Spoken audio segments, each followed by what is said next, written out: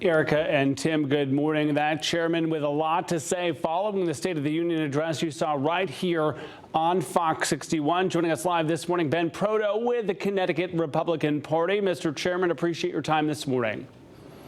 Keith, thanks for having me on this morning. Appreciate your time. You have been very direct following this speech, calling the presidency of Joe Biden an utter failure. So more on that in a moment, but I want to start in the spirit of a classroom visit I made yesterday with fourth graders in Hartford, talking about the spirit of compromise and cooperation. Did you hear anything last night that you said, hey, we can find some common ground here?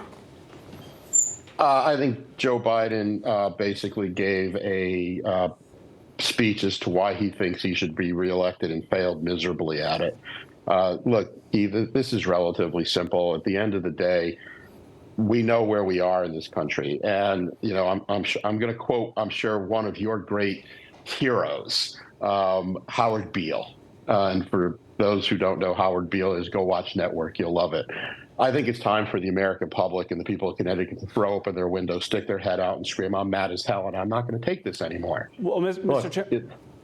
Chairman, I think a lot of Americans are mad right now. An issue that has a lot of folks fired up right now is certainly immigration, right? You have said that the Biden administration has been an utter failure on that front as well. Yet we've seen legislation, bipartisan legislation on border security go down. Some say really at the backing of former President Trump. Can you have it both ways? I mean, we saw James Lankford and Kristen Sinema not exactly in line with the Biden administration support this, and yet it doesn't go anywhere in the Senate. Well, Joe Biden has an easy solution to this problem. He doesn't need Congress. Joe Biden literally signed 94 executive orders regarding immigration and the border in the first 100 days of his administration. All he has to do is just repeal those and go back to where we were when we had the most secure border in the world at that time. Joe Biden and the Democrats have opened the border. Joe Biden can very easily close the border. He doesn't need Congress to do it. All he has to do is rescind the executive orders that he put in place, but he won't do that. Respectfully, Mr. Chairman, that legislation, was it fair for that to have been shot down after months of compromise and cooperation there? Whether it was fair or not, it's the reality, and I think there was a problem on both sides of the aisle of that. Where you had the folks on the far left who didn't like it nearly as much as the folks on the far right who didn't like it.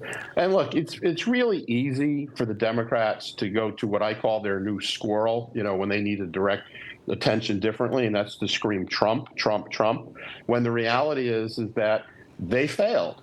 They have the ability, with a swipe of a pen, Keith, to fix this. All right, and the president refuses to do that.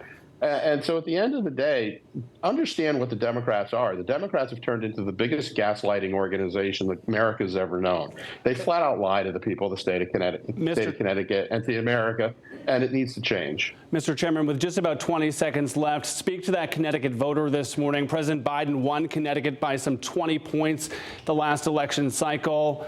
What is the pitch from former President Trump, who is the likely challenger come November? I think the pitch in Connecticut is we need to elect George Logan and Mike France to Congress. We need to send better voices for Connecticut to Congress to represent Connecticut's interests in Congress. We do that, I think we'll have a much better opportunity here in Connecticut. We'll start to see some changes to the economy, which at the end of the day, Keith, is the issue that I think is on everybody's table. They can't afford to pay their bills. They're paying stuff on their credit card. Connecticut continues to have one of the highest credit card debts in the country, and it's killing the American people. The only thing that hasn't gone up over the last 4 years to keep pace with the rising costs is wages. People can't afford to pay their bills anymore. They're putting it on their credit cards. Mr. Chairman, as always, we appreciate your time this morning. Safe travels back to Connecticut. Do want to point out briefly, coming up in our 10 o'clock hour, if you're yelling at the TV this morning, you want to see the other side of this conversation, the Connecticut Democratic Party will join me in about 45 minutes from now right here on Connecticut's news station. Make it a great day. Thank you, Keith.